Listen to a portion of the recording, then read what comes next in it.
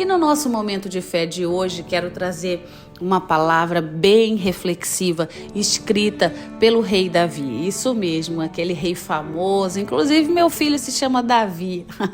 Davi é um personagem muito famoso, muito conhecido, muito querido, muito amado.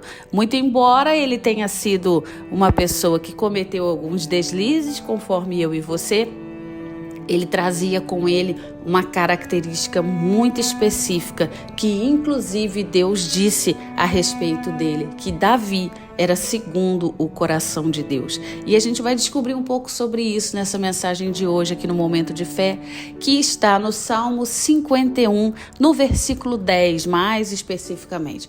Versículo 10 diz assim: cria em mim, ó Deus, um coração puro e renova em mim um espírito reto. Olha, por que Davi estava pedindo com tanta clemência essas duas coisas especiais aí, um coração puro e um espírito reto? Porque Davi tinha cometido um grande pecado. Davi tinha cometido o pecado de adultério e também tinha tentado colocar ele colocou um soldado no fronte de batalha e esse morreu no fronte de batalha, que era o esposo dessa mulher com quem ele teve um relacionamento e depois ela veio a engravidar. Isso mesmo, uma coisa assim perturbadora, algo surreal para alguém que se dizia de Deus, né? Para quem era um homem de Deus. E Davi, sim, teve essa mancha na sua vida. No entanto, quando o profeta Natã, enviado por Deus, chegou até o rei Davi e proferiu ali as palavras de Deus a respeito de Davi naquela situação, Davi rasgou as suas vestes, que era uma forma de humilhação. Davi se lamentou, Davi chorou, Davi se arrependeu, Davi se lançou na terra, jogou cinza no rosto e o coração dele começou a apertar. O coração dele começou a se entristecer, porque sim, ele havia pecado contra o seu Deus e aquilo estava aborrecendo sobremaneira a vida dele.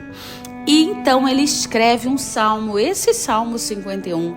O Salmo 51 é algo assim de uma beleza, de um quebrantamento, de uma humildade de espírito sem igual na Bíblia Sagrada.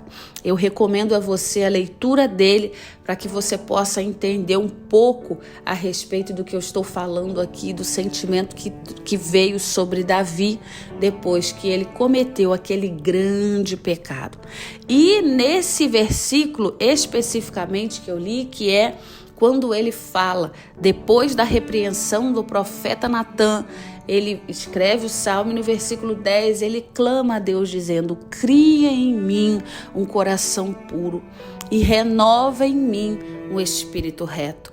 Por quê? Porque o coração dele já não estava mais puro e o espírito dele não havia mais retidão, porque ele se contaminou com o pecado, ele se sujou com o pecado e ele sentia a necessidade de voltar ao estado inicial de pureza, de retidão, de santidade ao Senhor.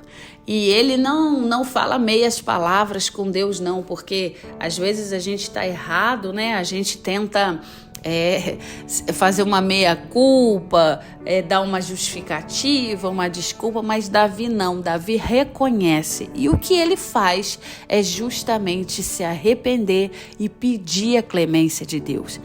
E ele fala, ele rasga o verbo: Senhor, cria em mim um coração puro, porque o meu já não está puro, e me dá um espírito reto, porque eu não estou mais em retidão ao Senhor.